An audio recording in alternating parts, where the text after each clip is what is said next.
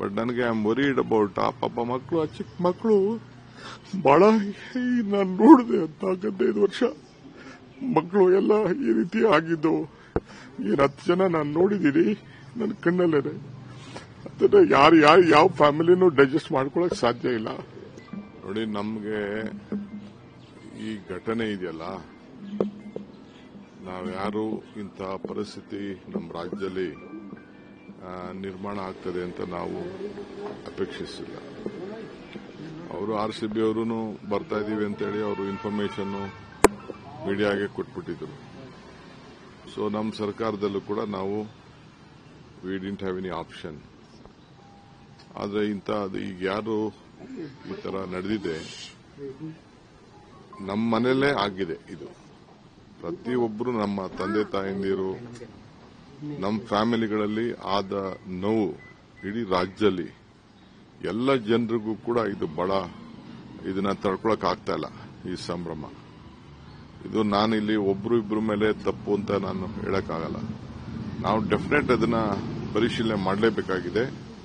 ಇದರಿಂದ ನಾವೆಲ್ಲ ಪಾಠನೂ ಕೂಡ ಕಲೀಲೇಬೇಕಾಗಿದೆ. ಇಡೀ ಅಡ್ಮಿನಿಸ್ಟ್ರೇಷನ್ ಇದು ಬೇರೆಯವರು ಎಣದ ಮೇಲೆ ರಾಜಕಾರಣ ಮಾಡ್ತಾ ಇದ್ದಾರೆ.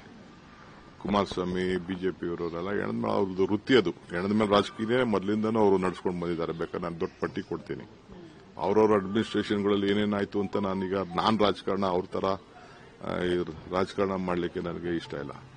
ಬಟ್ ನನಗೆ ಐ ಆಮ್ ವರಿಡ್ ಅಬೌಟ್ ಆ ಪಾಪ ಮಕ್ಕಳು, ಆ ಚಿಕ್ಕ ಮಕ್ಕಳು ಬಹಳ ನಾನು ನೋಡಿದೆ 4-5 ವರ್ಷ ಮಕ್ಕಳು ಎಲ್ಲ ಈ ರೀತಿ ಆಗಿದ್ದು. 10 ಜನ ನಾನು ನೋಡಿದ್ದೀನಿ ನನ್ನ ಕಣ್ಣಲ್ಲೇನೆ. ಅದನ್ನ ಯಾರು ಯಾವ ಫ್ಯಾಮಿಲಿನೂ ಡೈಜೆಸ್ಟ್ ಮಾಡ್ಕೊಳಕ್ ಸಾಧ್ಯ ಇಲ್ಲ.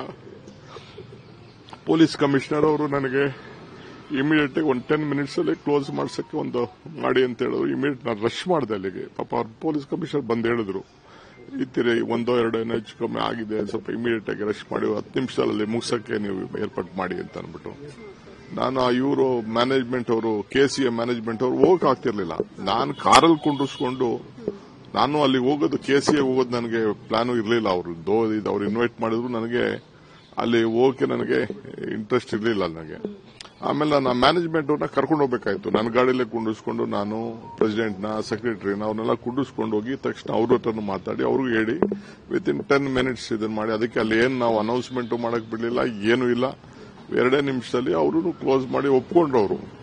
ಅವ್ರಿಗೂ ಏನು, ನಾನು ಇದಕ್ಕೆ ಹೋಗೋವರೆಗೂ ಕೂಡ, ಸ್ಟೇಡಿಯಂಗೆ ಹೋಗೋವರೆಗೂ ಕೂಡ ನನಗೆ ಹಿಂಗಾಗಿರುತ್ತೆ ನನಗೆ ಗೊತ್ತಿಲ್ಲ.